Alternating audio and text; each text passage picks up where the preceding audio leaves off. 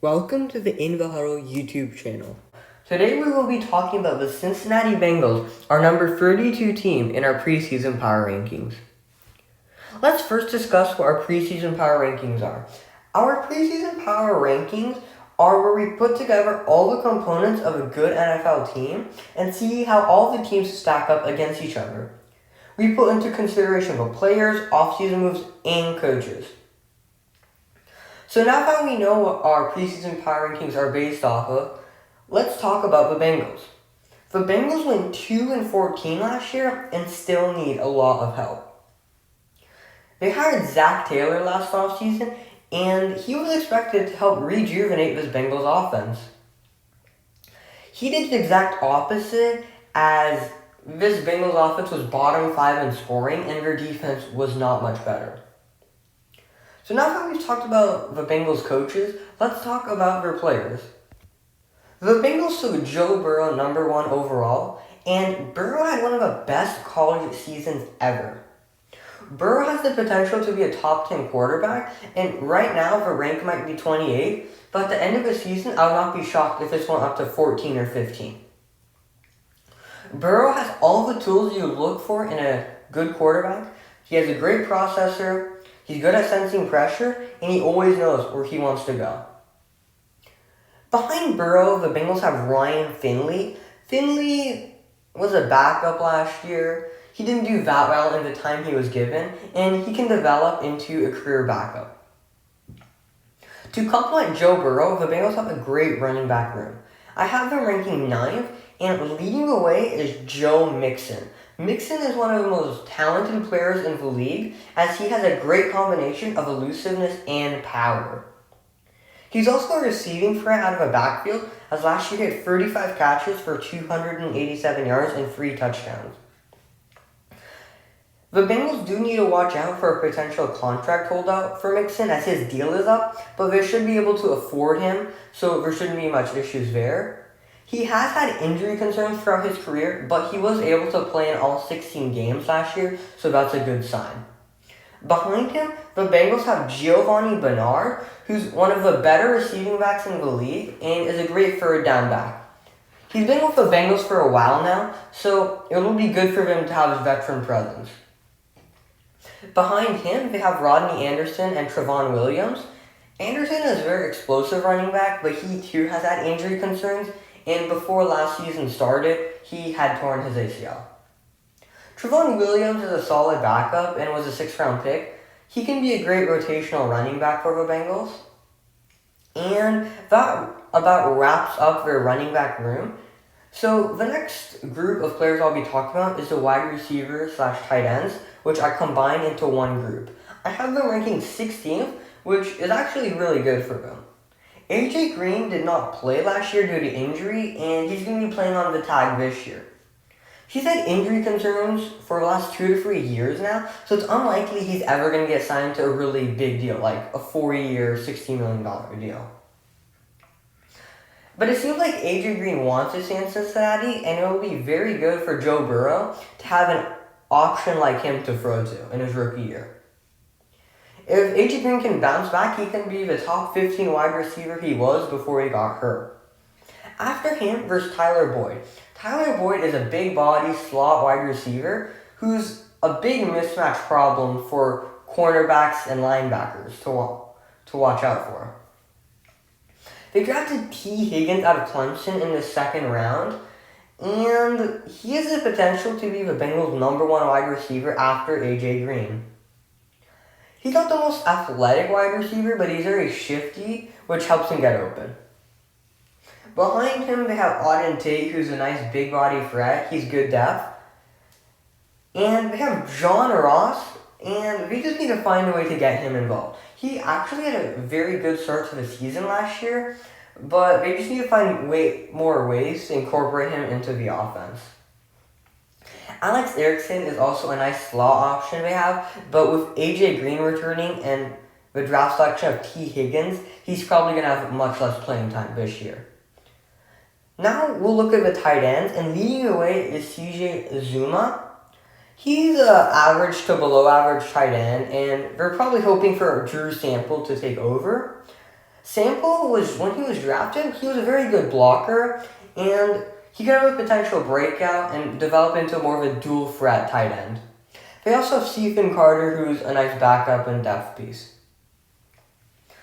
This might be one of the brightest spots for the Bengals on the whole team, but the next group of players we'll be looking at is the weakest unit on the Bengals, the offensive line.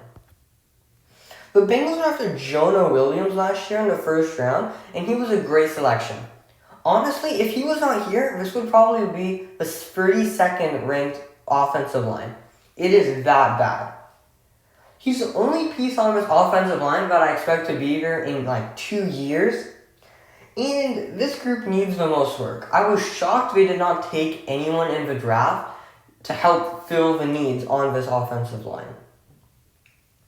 At left guard, we have Michael Jordan, who was a 4th round pick last year. He had 4 sacks in the 13 games he played. He wasn't great. They have Trey Hopkins, who's a decent center, a bottom tier starter. And at right guard, we have Xavier Suafilia, who's not really a starting caliber player. Most teams, he would be a backup, like 3rd or 4th on the depth chart. At right tackle, we have Bobby Hart, who they severely overpaid, who allowed 6 sacks last year. As depth, we have Alex Redmond, who's not been good when he's been on the field. We have Billy Price, who was probably the biggest bust on this team. They took him in the 1st round, and he has not lived up to that potential. They had drafted Hakeem Adeniji this year in the 6th, and he's going to need some time to develop as he's not ready to play day 1. So, now that we've talked about this offensive line, we're now going to look at the defense, which is arguably the better spot on the whole team for the Bengals. The Bengals' inside defensive linemen I have ranking 20th, and there's not much of a gap between the 20th ranked inside D-line group and the number 10 group. The Bengals have Geno Atkins, who's been here his whole career and had a bit of a down year last year, but he's still an above average, really good defensive tackle for them. They signed DJ Reader from the Texans, and he completes his defensive line. He gives them another D tackle as they run a 4-3, which helps shore up that defensive tackle group, and now they just need to work a little bit more on the ends. More defensive tackle depth is Josh Dupow and Ryan Glasgow, as they're great rotational pieces for the run defense. And they also have Renell Wren, who I think can potentially break out and be like an Andrew Billings, who left to sign with the Cleveland Browns this offseason. Now we're going to be looking at the Bengals pass rush, which I have ranking 31st. They have Carlos Dunlap, who I think is better as a high-end number 2 pass rusher, not a number 1, which is what he is right now. Behind him, they have Carl Lawson, who's had a lot of injury concerns throughout his career, but he's a great rotational piece. He can be an average number 2 pass rusher. They also have Sam Hubbard, who's a good rotational piece, but he's better against the run. They also have Khalid Kareem, who has a similar skill set to Sam Hubbard. They picked him in the 5th round this year, and he needs to develop his pass rush moves a little more. Now let's look at the Bengals linebacker room. I have them ranking as the number 31 group, but I could see them go up to 24 or 23 by the end of the year. The Bengals have Jermaine Pratt, who they selected in the 3rd round last year, and he's a good cover linebacker. He plays weak side for them, and we also signed Josh Bynes this offseason from Baltimore. He's a good veteran presence for them that has a chance to start. They took Logan Wilson in the 3rd round this year. He was a great pick for them, and he honestly has a chance to fight for that starting job too. They took Marcus Bailey, and he's a good player, but he has a lot of injury concerns. Jordan Evans is also good depth. He's more of a smaller linebacker. They took Akeem Davis-Gabbert in the 4th, which was kind of shocking, but he was a good pick. He's more of a matchup issue for offenses as he's like a corner safety linebacker, so he can line up with tight ends and running backs. He was great value in the 4th round, but they probably should have taken an offensive lineman with one of those 2 picks. So that about covers it for the linebacker room, and let's now talk about their secondary. I have Cincinnati ranking as a number 23 cornerback room, and it's led by William Jackson, who I think is a really good corner. I think he's more of a lower tier number 1 or a high tier number 2 corner, and he's a good number 1 corner for them. Behind him, they have Trey Waynes, who's very athletic and takes a lot of risks, but he's a good number 2 corner. They signed Mackenzie Alexander, who also is from Minnesota. They got him very cheap, and he should be their slot corner for them. They also have Darius Phillips, who was a 5th round pick last year. And they have Troy Brown, who's a good athlete, but probably won't play.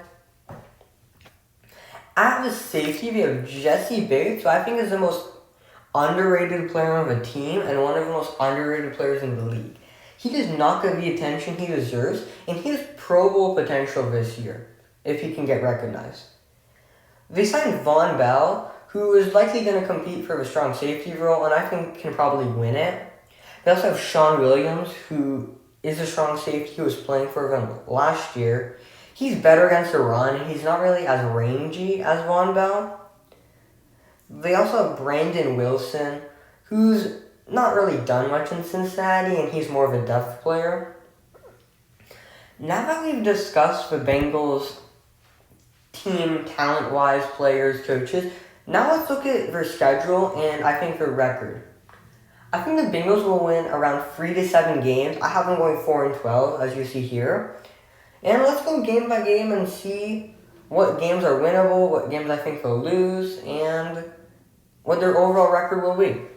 So they play the Chargers week 1 at home. I think Joe Burrow can lead them to win in that one.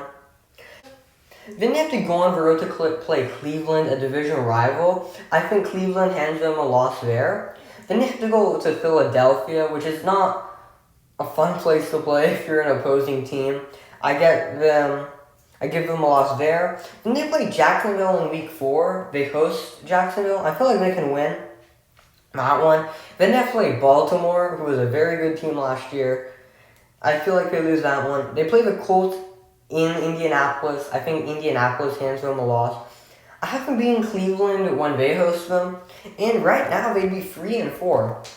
I give them a loss when Tennessee comes to town.